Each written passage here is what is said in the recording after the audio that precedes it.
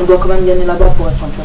Après, c'est vrai que pour peut-être la confiance ou le fait d'être à égalité, c'est quand même mieux. Mais non, ça m'a pas surprise.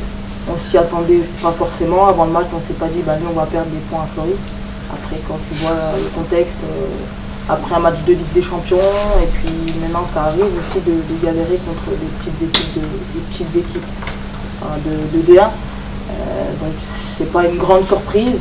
On s'y attendait pas forcément, mais j'ai pas été très surprise. Elle nous a pas forcément parlé de ces matchs-là, mais après elle nous a parlé, oui, elle y croit autant que nous, autant que toutes les joueuses. Elle nous a fait passer des messages, voilà, après l'élimination de Chelsea. Et puis elle y croit à fond, elle sait qu'on a les qualités, et on sait qu'on a les qualités pour pouvoir gagner là-bas. Formiga est la plus ancienne parmi vous au niveau de l'âge, elle a 41 ans. Est-ce qu'elle vous apporte au sein du groupe son expérience?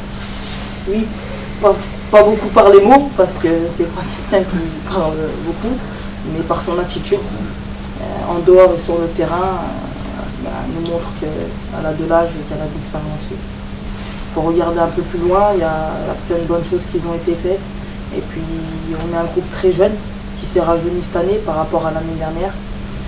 Et je pense que ça va beaucoup nous servir, il y aura de l'expérience qui aura été prise. Et puis après derrière, il faudra servir de cette saison, des petits matchs comme ça, des gros matchs où toute une saison se joue dessus, pour essayer de la prochaine fois mieux les négocier, pour voir à la fin la finalité gagner des titres. Mais la saison elle n'est pas finie.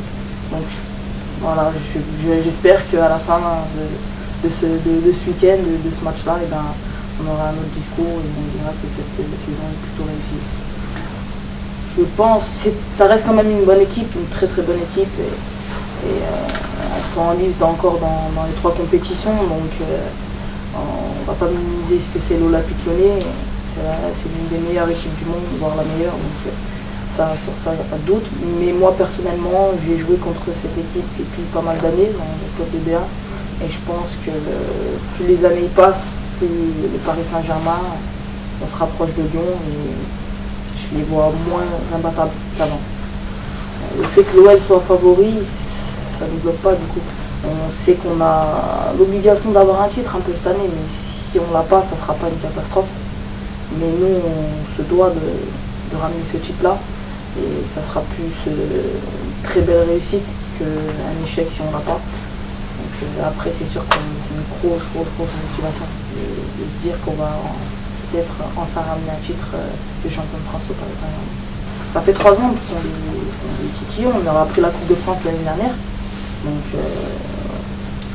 pourquoi pas le championnat cette année. En tout cas, on est déterminé pour, et je pense qu'on pourra vraiment le faire, quoi. Vous êtes vraiment face à une équipe, justement, parmi cette équipe d'Olympique Lyonnais, il y a au moins 6 joueuses qui font partie de l'équipe de France, et il y en a qui sont nommées au trophée Division 1 féminine. Donc ainsi, vice-versa, votre entraîneur est nommé aussi au trophée. Qu'est-ce que vous en pensez? Je pense que c'est logique, que ce soit les joueuses parisiennes ou lyonnaises et les coachs. C'est des joueuses et coachs des meilleures équipes du championnat, donc pour moi c'est normal qu'elles soient nominées pour les titres de meilleures joueuses et que les coachs soient nominés pour les titres de meilleurs entraîneurs. Pour moi c'est juste la logique des choses, et voilà.